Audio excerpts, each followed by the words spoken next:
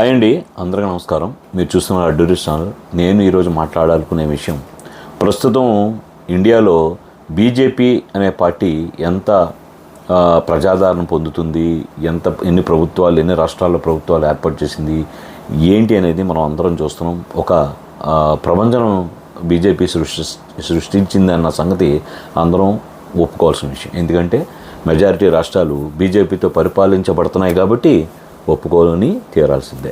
ఎందుకంటే ప్రజల చేత ఎన్నుకోబడిన ప్రభుత్వాలు కదా అవన్నీ. ఖచ్చితంగా బీజేపీ మెజారిటీ సాధించింది కాబట్టి దాని హవా ఒక రేంజ్లో ఉందన్న సంగతి అందరికీ తెలిసిన విషయమే. అయితే ఇప్పుడు బీజేపీ లాగే సీజేపీ అనే పార్టీ ఒకటి వచ్చిందన్న సంగతి ఎంతమంది తెలుసు మీలో? అదంటే ఏంటి? సీజేపీ అంటే ఏంటో అంటారేమో. ఇదేంటంటే కాక్రోచ్ జనతా పార్టీ. ఎస్, మీరు అంత కరెక్టే. ఆ పార్టీ పేరేంటి? Cockroach Janata party. ఈ పార్టీ ఇప్పుడు ఆన్లైన్లో యువతని, నిరుద్యోగ యువతనే అవ్వచ్చు, సోషల్ యాక్టివిస్టులుగా చెప్పబడే యువతను అవ్వచ్చు, అందరినీ టార్గెట్ చేస్తూ ఈ పార్టీని స్థాపించడం అయితే జరిగింది. ఈ స్థాపించడం కూడా ఒక అవమానంతో స్టార్ట్ అయిందని చెప్పాలి వాస్తవానికి. అది అవమానంతో స్టార్ట్ అయ్యి ఒక ప్రబంధనం సృష్టించి విత్ ఇన్ ద డేస్లోనే అది పార్టీని కనుమరుగైంది. ఇదంతా జరిగిపోయింది, ఈ 4-5 రోజుల్లోనే జరిగిపోయిందన్న సంగతి చాలామంది వరకు తెలియని విషయం. అయితే ఈ కాక్రోచ్ జనతా పార్టీ అనేది అసలు ఎందుకని ఈ సోషల్ మీడియాని ఊపేస్తుంది, ఎందుకు దీనికి ఇంత పెట్టిన 5 రోజుల్లోనే 1.5 పైగా ఇన్స్టా ఫాలోవర్సు ఈ పార్టీలో సబ్స్క్రైబ్ చేసుకోవడమే కాక ఎన్నో లక్షల మంది సబ్స్క్రిప్షన్, దగ్గర ఆల్మోస్ట్ 3 లక్షలకు పైగా రిజిస్ట్రేషన్లు కూడా సభ్యత్వం, అంటే పార్టీ సభ్యత్వం తీసుకున్నారనేది ఒక అంచనా. ఇలాంటి పార్టీ ఎందుకని దగ్గర ఒక 10 రోజుల వ్యవధిలోనే అకౌంట్ క్లోజ్ చేయబడింది అనేది కారణం ఏమీ లేదు. ఇది పార్టీ పుట్టడానికి కూడా ఒక మెయిన్ కారణం ఏంటంటే, ఎవరైతే సుప్రీంకోర్టు జస్టిస్ ఎవరైతే ఉన్నారో ఆయన ఒక చిన్న వర్డ్ అనేది ఎవరైతే నిరుద్యోగ యువతని ఉద్దేశించుకొని ఆయన చేసిన కామెంట్స్ ఉన్నాయో ఆ కామెంట్స్ని బేస్ చేసుకొని హర్ట్ అయిన కొంతమంది యువత స్టార్ట్ చేసిన ఈ అకౌంట్, ఈ పార్టీ అనేది నిజంగా చెప్పాలంటే ఒక జంజీని తలపించేలాగా ఇది ఒక ప్రళయం సృష్టించిందని చెప్పాలి. అంటే ఎంతోమంది పెద్ద పెద్ద పార్టీలు కావచ్చు, అలాగే ప్రతిపక్షాలు కావచ్చు, ఇదొక అధికార పక్షానికైతే ఖచ్చితంగా వెనులో వణుకు పుట్టించే రకంగా ఒకటి క్రియేట్ చేసిందని చెప్పాలి. అలాగే ఎవరైతే ప్రతిపక్షాలు అవ్వచ్చు, ఎగనెస్ట్ టు ద గవర్నమెంట్ అవ్వచ్చు, ఎగనెస్ట్ టు ద కంట్రీ అవ్వచ్చు, వీళ్ళందరికీ కూడా ఒక వెపన్ లాగా కూడా తయారైందని అయితే ఖచ్చితంగా చెప్పాలి. అంటే అందరినీ ఒక్కసారి ఉలిక్కి పడేలాగా చేసిందనేది ఖచ్చితంగా ఈ కాక్రోచ్ జనతా పార్టీ యొక్క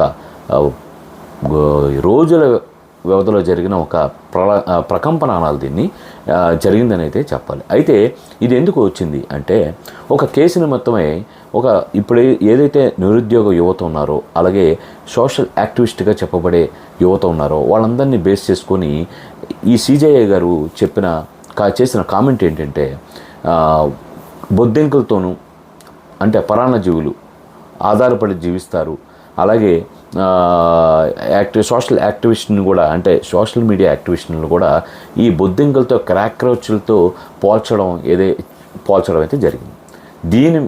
ఆ తర్వాత ఆయన దాన్ని ఉపసంహరించుకోవడం, నేను ఆ ఉద్దేశంతో అనలేదు, ఎవరైతే దొంగ సర్టిఫికెట్లతో జాబులు సంపాదిస్తారో అలాంటి వాళ్ళ గురించి మాత్రమే నేను కామెంట్ చేశాను తప్ప నిరుద్యోగ యువత గురించి నేనైతే ఎక్కడ కామెంట్ చేయలేదు, నేను ఆ ఉద్దేశంతో నేను చెప్పలేదని ఆయన దానికి వివరణ కూడా ఇచ్చుకున్నారు. అయితే ఈలోపు జరగాల్సిన ఏదైతే ప్రక్రియ జరగాలో అదంతా జరిగిపోయిందని చెప్పాలి. అంటే ఎక్కడైతే యువత అవ్వచ్చు, ఎవరైనా అవ్వచ్చు, ఎక్కడైతే అవమానపడతారో అక్కడే స్ట్రాంగ్గా హట్ అయిన చోట నుండే కొంతమంది పయనం అనేది స్టార్ట్ అవుతుంది. ఓకే, ఎక్కడైతే మనం అవమానించబడతామో అక్కడే మనకి ట్రిగర్ అవుతుంది. అక్కడి నుంచి ఒక డెసిషన్ మేకింగ్ అనేది కొంతమంది తీసుకోవడం అయితే జరుగుతుంది. అలాగే ఈ కాక్రోచ్ జనతా పార్టీ అనే ఉనికి కూడా అక్కడే స్టార్ట్ అయిందని చెప్పాలి. ఎవరైతే ఈ అభిజిత్ అనే అతను ఎవరైతే ఉన్నారో, ఈయన ఏదైతే మే 16న ఈయన ఈ అకౌంట్ని స్టార్ట్ చేయడం అయితే జరిగింది. ఈయన బ్యాక్గ్రౌండ్ అనేది తర్వాత చెప్తాను. ఈయన ఇదంతా ఒక వర్షన్. అసలు ఈ అభిజిత్ ఎవరు, దీనికి ముందు ఎవరైనా అనేది ఖచ్చితంగా దాని గురించి కూడా మాట్లాడుకున్న తర్వాత దీని స్వరూపం మారిపోయింది. అది నేను చెప్తాను. ఫస్ట్ అయితే ఈయన మే 16, 2026 అంటే ఈ నెల మే నెలలో 16వ తారీఖున ఆయన బోస్టన్ యూనివర్సిటీలో పబ్లిక్ రిలేషన్స్ అనే కోర్సు నేర్చుకోవడం అయితే జరుగుతుంది. ఈయన అభిజిత్ ఈయన పేరు. ఈయన 30 ఏళ్ల వయసు. ఈయన సరదాగా ఏదైతే ఈ మాటలకు హట్ అయ్యాడో దీని మీద స్టార్ట్ చేసిన ఇన్స్టా అకౌంట్ ఏదైతే కాక్రోచ్ జనతా పార్టీ. దీని పెట్టిన ఖచ్చితమైన 5 రోజుల్లో 1.5 కోటికి పైగా, అంటే బీజేపీ పార్టీకి ఏదైతే ఇన్స్టాలో ఫాలోవర్స్ ఉన్నారో దానికి మించి దీని ఫాలోవర్స్ విత్ ఇన్ ద 5 డేస్లోనే 1.5 కోటికి పైగా ఫాలోవర్స్ పెరగడం, అలాగే 3 నుండి 3.5 లక్షల వరకు కూడా రిజిస్ట్రేషన్లు కూడా, అంటే పార్టీ సభ్యత్వం కూడా అంటే ఒక ఫామ్ అనేది ఒకటి అందులో పెట్టారు ఫ్రీ ఆఫ్ కాస్ట్. అందులో అలా జాయిన్ అవ్వడం, అంటే పార్టీ సభ్యత్వం తీసుకుంటాం కదా, అలాగా ఇందులో దగ్గర 3.5 లక్షల పైగా సభ్యత్వం కూడా తీసుకోవడం అయితే జరిగింది.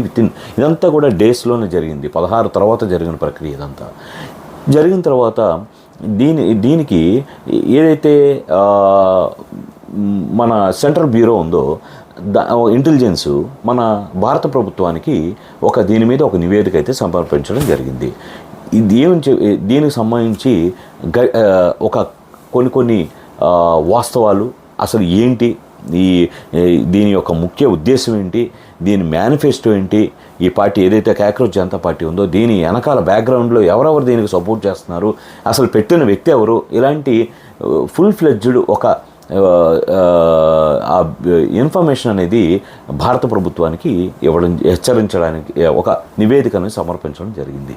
అంటే దీన్ని కనుక ఇంత తేలిగ్గా తీసుకున్నట్లయితే ఏదైతే జెన్జీ నేపాల్లో జరిగిందో, లేదంటే ఇలాగా కొన్ని దేశాల్లో యువత ఏదైతే ప్రభుత్వానికి వ్యతిరేకంగా కావచ్చు, దేశ విధానాలకు వ్యతిరేకంగా ఏదో వచ్చి ఒక ఉద్యమాలలాగా క్రియేట్ చేసి ప్రభుత్వాన్ని రోడ్డు మీదకి ఇచ్చే ప్రక్రియలు ఏవైతే జరిగాయో అలాంటిది ఏదో ఒక ప్రళయం దీని ద్వారా వచ్చే అవకాశం ఉంది అనేది దాని యొక్క ముఖ్య ఉద్దేశంగా భారత ప్రభుత్వానికి ఒక నివేదిక ఇవ్వడం అయితే జరిగింది. ఆ నివేదికను ఆధారంగా తీసుకొని విత్ ఇన్ అవర్స్లోనే దీని మీద కఠినమైన నిర్ణయాలు భారత ప్రభుత్వం తీసుకొని ఏదైతే అకౌంట్స్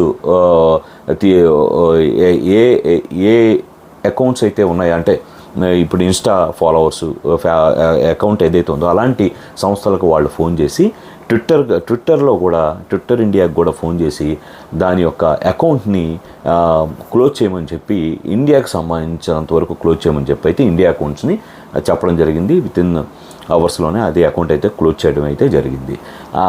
ఎందుకు జరిగిందని చెప్తాను. ఇది జరిగిన తర్వాత ఈ అభిజిత్ అనేవాడు వెంటనే కాక్రోచ్ ఈజ్ బ్యాక్ అని చెప్పి ఇంకో అకౌంట్ ఓపెన్ చేసి మీరు మమ్మల్ని ఆపలేరు అనే విధంగా కామెంట్ చేస్తూ ఇంకో అకౌంట్ అయితే మమ్మల్ని ఎవరు ఆపలేరు అనేది ఆయన ఒక ఉద్దేశంగా మళ్ళీ ఓపెన్ చేయడం అయితే జరిగింది. అయితే ఇప్పుడు విషయం మాట్లాడుకుందాం. ఎందుకని ఈ కాక్రోచ్ జనతా పార్టీకి ఎందుకని అకౌంట్ ఆపడం కానీ, దీనికంటూ ఒక ఇంటెలిజెన్స్ ఇన్ఫర్మేషన్ భారత ప్రభుత్వానికి ఇవ్వడం కానీ జరిగిందంటే, మెయిన్గా ఈ కాక్రోచ్ జనతా పార్టీ అని స్థాపించిన అభిజిత్ ఎవడైతే ఉన్నాడో ఈయన మన ఆప్ పార్టీ ఏదైతే ఉందో కేజ్రీవాల్ పార్టీ, ఆమ్ ఆద్మీ పార్టీ, దీంట్లో సోషల్ వింగ్కి సంబంధించి ఒక రోళ్ళు ఈయన ఆ పార్టీలో ఉన్నప్పుడు చేసిన వ్యక్తి ఈయన అభిజిత్ అనే వ్యక్తి. సో దీనిని ఆధారంగా తీసుకుంటే ఇది వాస్తవానికి చెప్పాలంటే ఇలాంటివి వచ్చాయంటే ఖచ్చితంగా అసంతృప్తి, నిరుద్యోగం, ఉద్యోగ అవకాశాలు లేకపోవడం అవచ్చు, ఇలాంటి నిరాశ నిస్పృహలతో ఉన్న యువతకు సంబంధించి ఒక సపోర్టివ్గా ఉండే ఒక అకౌంట్ లాగా వాస్తవానికైతే ఫీల్ అవ్వాల్సిన విషయం. వాస్తవం చెప్పాలంటే ఫీల్ అవ్వాల్సిన విషయం. ఒక మంచి కాజు, ప్రభుత్వాలు దీనికి భయపడన్నా అట్లీస్ట్ కొన్ని ఖచ్చితంగా నిర్ణయాలు తీసుకొని ఫేవర్ ఆఫ్ ఎవరైతే నిరుద్యోగ యువత ఉన్నారో వాళ్ళకి ఉపయోగపడుద్ది అనేది మనం అందరం అనుకోవచ్చు కాక, కానీ ఇక్కడ నిగూఢంగా చూస్తే వెనక ఈ అభిజిత్ అనే వ్యక్తికి ఎవరైతే ఆమ్ ఆద్మీ పార్టీ ఉందో దాని మూలాలు వెనక నుండి దీనికి సపోర్ట్ చేస్తూ దీన్ని ఎంకరేజ్ చేశారన్నది ఒక ఇన్ఫర్మేషన్. దానివల్లే ఆ అకౌంట్ను క్లోజ్ చేసి ఇమీడియట్గా, అంటే ప్రభుత్వ మీద ఒక వ్యతిరేకతని ఎంకరేజ్ చేస్తూ దీంట్లోకి ఒక పబ్లిక్ కాజ్ లాగా క్రియేట్ చేసే ముఖ్య ఉద్దేశంగా తీసుకెళ్తూ ఆ ప్రభుత్వాన్ని కూల్చే ప్రయత్నం కానీ, అలాగే దేశానికి సంబంధించి ఒక ఇది ఎంతటితో ఆగదండి. ఇది డెఫినెట్గా ఇది కనుక ఒక ఉద్యమంలో సాగినట్లయితే మన దేశ ప్రతిష్ట కూడా ఖచ్చితంగా ఇంటర్నేషనల్ లెవెల్లో కోల్పోయే అవకాశం అయితే 100% ఉందన్నది వాస్తవం. ఎందుకంటే మీకు విషయం ఏంటంటే, ఇప్పుడు తృణమూల్ కాంగ్రెస్ అవ్వచ్చు, అలాగే అటు మన రాహుల్ గాంధీ గారు అవ్వచ్చు, ఎవరైతే అపోజిషన్లో ఉంటున్నారో ఏ రోజు కూడా దేశానికి సంబంధించి ఓపెన్ ప్లాట్ఫామ్ అవ్వచ్చు, ఇంటర్నేషనల్ ప్లాట్ఫామ్స్ మీద ఎప్పుడూ కూడా దేశ ఆర్థిక వ్యవస్థను కానీ దేశ అభివృద్ధిని కానీ ఏ రోజు కూడా వాళ్ళు యాక్సెప్ట్ చేసింది లేదు, పొగిడింది లేదు, దాన్ని వాళ్ళు ఒప్పుకున్నది కూడా లేదు. మనం ఎక్కడ చూడలేదు కూడా. మనం ఇప్పుడు దగ్గర 2014 నుండి కూడా బీజేపీ ప్రభుత్వంలో ఉన్నప్పటి నుంచి కూడా దేశ అభివృద్ధికి సంబంధించి ఏ రోజు కూడా వాళ్ళు యాక్సెప్ట్ చేస్తూ కానీ ఎక్కడ కూడా వాళ్ళు మాట మంతి కూడా ఎక్కడ కూడా చెప్పిన స్టేట్మెంట్స్ అయితే మనం ఎదుకక్కర్లేదు. అలాంటిది ఇలాంటి ఒక కాక్రోచ్ జనతా పార్టీ అని పెట్టి ఇది ఒక 1.5 కోటి పైగా ఇప్పుడు అకౌంట్స్ ఫాలోవర్స్ పెరిగి అది ఇంకో 10 కోట్లు 40 కోట్లకి వెళ్ళిన తర్వాత దాని ఉధృతిని వాడుకుని అంటే బ్యాడ్ వేలో వాడుకునే అవకాశం కూడా లేకపోలేదు అనేది వాస్తవం. అంటే ఇప్పుడు దగ్గర ఇది 14 ఇప్పుడు ఇంకా టర్ము నడుస్తూనే ఉంది బీజేపీ. నెక్స్ట్ కూడా గెలుచుద్దేమో అనే అవకాశం ఉంది. కాబట్టి ఖచ్చితంగా వ్యతిరేక శక్తులు ఎవరైతే ఉంటారో, ప్రభుత్వ వ్యతిరేక శక్తులు అవ్వచ్చు, అలాగే దేశ అభివృద్ధికి ఆటంకం కలిగించే ఎంతోమంది కూడా దీన్ని దీన్ని ఖచ్చితంగా యూటిలైజ్ చేసుకుంటారు అనేది ఒక మూలకి ఒక సైడుగా ఉన్న ఒక ఖచ్చితమైన ఇన్ఫర్మేషన్. ఓన్లీ ఇక్కడున్న పార్టీలు, ప్రతిపక్ష పార్టీలే దీన్ని వాడుకుంటాయా అంటే వాళ్లే కాదు. ఖచ్చితంగా దీన్ని ఎవరైతే దేశాలు మనకు ఎగనెస్ట్గా ఉన్నాయో ఖచ్చితంగా రేపు పొద్దున్న దీన్ని వాడుకొని ప్రపంచ దేశాల ముందు ఖచ్చితంగా ఇంటర్నల్ ఇష్యూస్ ఉన్నాయి, భారతదేశం పైకి కనిపించేంత ఉత్తమమైన దేశం కాదు, దీన్ని భ్రష్టు పెట్టించడానికైతే ఖచ్చితంగా ఈ రివల్యూషన్ కనుక బాగా డెవలప్ అయితే ఖచ్చితంగా దీన్ని యూజ్ చేసుకునే అవకాశాలు కూడా లేకపోలేదు. అందుకనే దీని పర్యవసానాలు ఎలా ఉండబోతాయి, ఎలా దేశానికి కానీ ఏదైతే మన దేశానికి సంబంధించి అభివృద్ధికి కానీ ఏదైనా విషయాల్లో ఇది ఖచ్చితంగా ఆటంకం కలుగుద్దనే ఉద్దేశంతోనే దీన్ని అయితే అకౌంట్ని ఆపడం జరిగింది. దీని మేనిఫెస్టో కూడా మీకు ఒకసారి చదివి వినిపిస్తాను. ఏంటంటే నిరుద్యోగం, పరీక్షల పేపర్ లీకేజీలు, ద్రవ్యోల్బణాలను అరికట్టడం, రిటైర్ అయిన జడ్జిలకు ఎలాంటి ప్రభుత్వ పదవులు లేదా రాజ్యసభ సీట్లు ఇవ్వకూడదు, పార్లమెంట్లో మహిళలకు 50% రిజర్వేషన్లు కల్పించడం, ఇలాంటి ఇవి మేనిఫెస్టోలో పెట్టడం అయితే జరిగింది. అంటే ఈ పార్టీ ఏదైతే కాక్రోచ్ జనతా పార్టీ ఉందో ఆ పార్టీకి సంబంధించి మేనిఫెస్టో కూడా వాళ్ళు కొన్ని పెట్టడం జరిగింది. అందులో మేనిఫెస్టో అంటే మీకు తెలుసు, అదేదో ప్రజా సంక్షేమ కార్యక్రమాలు ఇలాంటివి ఎన్నో ఉంటాయి. బట్ వీళ్ళు ముఖ్య ఉద్దేశాలు ఒక ప్రభుత్వానికి అవ్వచ్చు, లేదంటే వాళ్ళు నిస్పృహలతో ఉన్న వాళ్ళు ఏ రకంగా అయితే ఆలోచించి పెడతారో అలాంటి మేనిఫెస్టో తప్ప ఇది మేనిఫెస్టో అనరు దీంట్లో మెయిన్గా ఏంటంటే అదే పేపర్ లీకేజ్. మొన్న నీట్ పేపర్ లీక్ అయింది, దానికి వ్యతిరేకంగా కాంగ్రెస్ అవ్వచ్చు, ఖచ్చితంగా లీక్ అవ్వకూడదు. లీక్ అవ్వడం ఏంటి ఇలాంటి, ఎందుకంటే ఎంతో మంది పిల్లల భవిష్యత్తుని ఒక 2-3 కలిసి దాన్ని అలా నాశనం చేయడం అనేది 100% అది ఎంకరేజ్ చేయకూడదు. అలాగే అంత పెద్ద ఎగ్జామ్ అయినటువంటి నీట్ ఎగ్జామ్కి సంబంధించి పేపర్ కూడా లీక్ అయిందంటే అక్కడ ఉన్న వ్యవస్థ ఎంత డమ్మీగా డొల్లగా ఉందనేది మనం అర్థం చేసుకోవచ్చు. అలాంటి విషయంలో మాత్రం అక్కడ ఏ పార్టీ ఉన్నా సరే క్షమించరాని తప్పది, కఠినమైన నిర్ణయాలు తీసుకోవాలి. ఓకే, నిరుద్యోగం ఖచ్చితంగా నిరుద్యోగం ఇప్పుడు సమస్య కాదు, అది ఎన్నో సంవత్సరాలుగా డికేడ్స్గా సాగుతున్నది నిరుద్యోగం అనే విషయం. అది ఇండియాలో కాదు ప్రపంచవ్యాప్తంగా ఉన్న పెద్ద ప్రాబ్లం ఏంటంటే ఖచ్చితంగా నిరుద్యోగం, పేదరికం, అలాగే ద్రవ్యోల్బణాలను అరికట్టడం. ఓకే, తర్వాత నాయకులు పార్టీలు మారడంపై 20 ఏళ్ల పాటు నిషేధం. ఇది అది నిర్ణయం మంచా చెడ్డ అనేది మీరు కూడా కామెంట్స్ రూపంలో తెలియచేయండి. ఎవరైతే పార్టీలు మారుతున్నారో, పార్టీలు ఏ పార్టీతో అయితే ఏ సింబల్తో అయితే గెలుస్తున్నారో వాళ్ళు పార్టీలు మారడం అనేది ఉందో అది 20 ఏళ్ల పాటు నిషిద్ధం చేయాలి. ఏ పార్టీ తరపు అయితే గెలిచారో ఆ పార్టీలో ఉండాలి. అంటే ఇప్పుడు నాయకుడు చెడ్డోడు అవుతాడండి. ఇప్పుడు ఫర్ సపోజ్ నేను ఒక నాయకుడిని నమ్ముకొని నేను ఎమ్మెల్యేని అయ్యాను, ఆయన కరప్ట్ చెందాడు, పైన కరప్ట్ చేస్తున్నాడు, నాకు నచ్చట్లేదు, ఆయన విధానాలు నచ్చట్లేదు, అప్పుడు నేనేం చేయాలి? 20 ఏళ్ల పాటు అదే పార్టీలో అదే జెండా మోస్తూ ఉండలేను కదా. ఎమ్మెల్యేని అయ్యాను, ఐదర్ రాజీనామా చేయాలి, లేదంటే ఎమ్మెల్యేగా ఉంటూ వాళ్ళకు దూరంగా ఉంటూ పార్టీ బహిష్కరిస్తే నేను వేరే పార్టీలో అదే ఎమ్మెల్యేని వేరే పార్టీ ద్వారా నేను నా కార్యక్రమాలు చేయొచ్చు. అది ఖచ్చితంగా దాన్ని 20 ఏళ్ల పాటు అనేది ఎందుకనో నా పరంగా అయితే మాత్రం నాకు అది కరెక్ట్ కాదనిపించే విషయం. అంటే మేనిఫెస్టోలో ఇది ఒకటి పాయింట్ ఉంది, ఇందాక చదవలేదు. అయితే రిటైర్ అయిన జడ్జిలకు ఎలాంటి ప్రభుత్వ పదవులు లేదా రాజ్యసభ సీట్లు ఇవ్వకూడదు అనేది ఇంకో పాయింట్. ఈ పాయింట్ అయితే 100% కరెక్ట్ అండి. న్యాయ వ్యవస్థ ఈ రోజున న్యాయ వ్యవస్థే కనుక సరిగ్గా లేకపోతే ఎవరికి న్యాయం జరుగుద్ది? ఉన్న ఏకైక హోప్ ఏదైనా ఉంది మనిషి అనేవాడికంటే అది ఒక్క న్యాయ వ్యవస్థ మాత్రమే. న్యాయ వ్యవస్థే కనుక సరిగ్గా లేకపోతే ఈరోజు ఎవ్వరూ కూడా బతకడానికి కూడా మంచినీళ్ళు కూడా దొరకలేని పరిస్థితి. కేవలం నీళ్ళు కూడా, గాలి కూడా పీలుస్తున్నామంటే కేవలం ఆ న్యాయ వ్యవస్థ అనేది బతుకుంది కాబట్టి దాన్నైనా అలా వదిలేరనేది వాస్తవం. ఎవ్రీథింగ్ ఈజ్ కరప్టెడ్, ఎవరు తెలియని విషయం. గ్యాప్ ఇస్తే నీళ్ళు కలుషితం చేసేలేదా? అలాగే గాలిని కూడా కలుషితం చేసేస్తారు వదిలితే. సో ఖచ్చితంగా న్యాయ వ్యవస్థ అనేది మెయిన్ పిల్లర్ అనే ఈ భూమి మీద ఏ దేశంలో అయినా న్యాయ వ్యవస్థ అనేది చాలా స్ట్రాంగ్గా ఉండాలి. ఆ విషయంలో ఆ పాయింట్ అయితే కరెక్ట్. వాళ్ళకి రిటైర్ అయిన తర్వాత ఇస్తున్నారంటే వాళ్ళు వృత్తిలో ఉన్నప్పుడు ఏదైనా ఫేవర్ చేసి ఉన్నారా, లేదంటే ఏదైనా వాళ్ళకి నీతి తప్పి కరప్ట్ అయ్యి వాళ్ళకి ఏమైనా న్యాయం చేశారా అనే కోణంలో అది ఆలోచించాల్సి వస్తుంది. కాబట్టి ఖచ్చితంగా అదైతే మాత్రం మంచి పాయింటే. ఎవరైతే న్యాయ జడ్జిలు ఉన్నారో లేకపోతే ఆ వృత్తిలో ఉన్న వాళ్ళకి రిటైర్ అయిన తర్వాత వాళ్ళకి ఈ తాయిలాలు లేదంటే ఏదైనా అనుకోండి, వాళ్ళకైతే మాత్రం రాజ్యసభ సీట్లు లేదంటే ఇంకోటి పదవులు, ప్రభుత్వ పదవులు ఇవ్వడం అనేది ఖచ్చితంగా అది అపోజ్ చేయాల్సిన విషయం.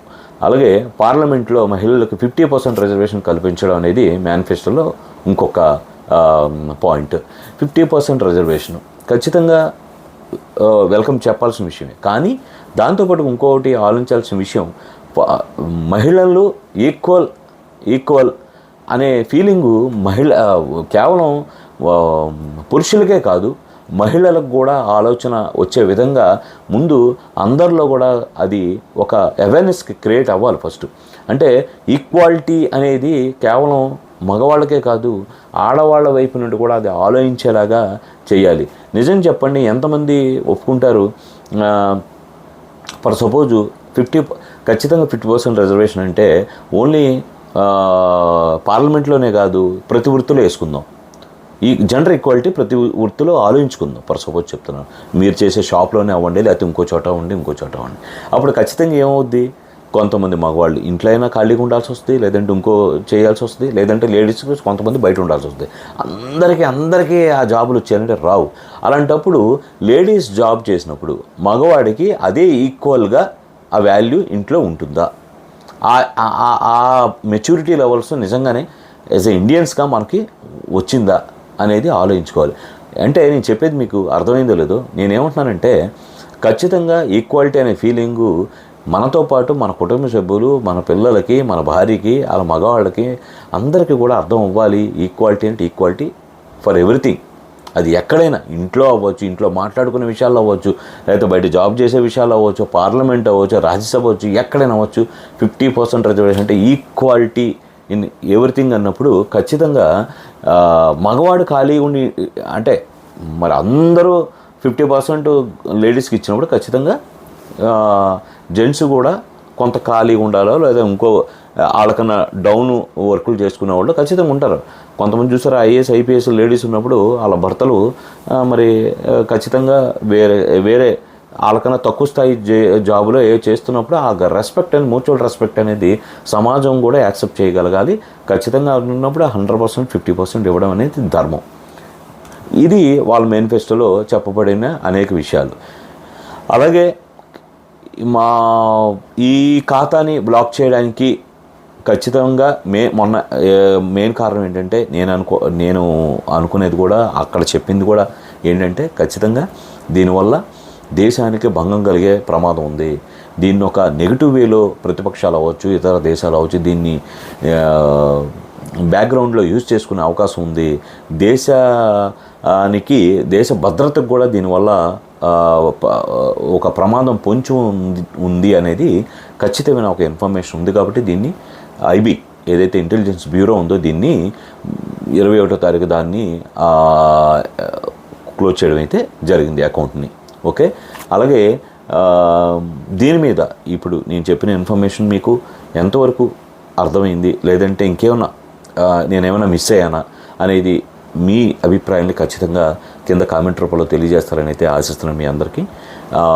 అలాగే నా ఛానల్ని అయితే సబ్స్క్రైబ్ చేయడం అయితే మర్చిపోద్దు. Thank you so much.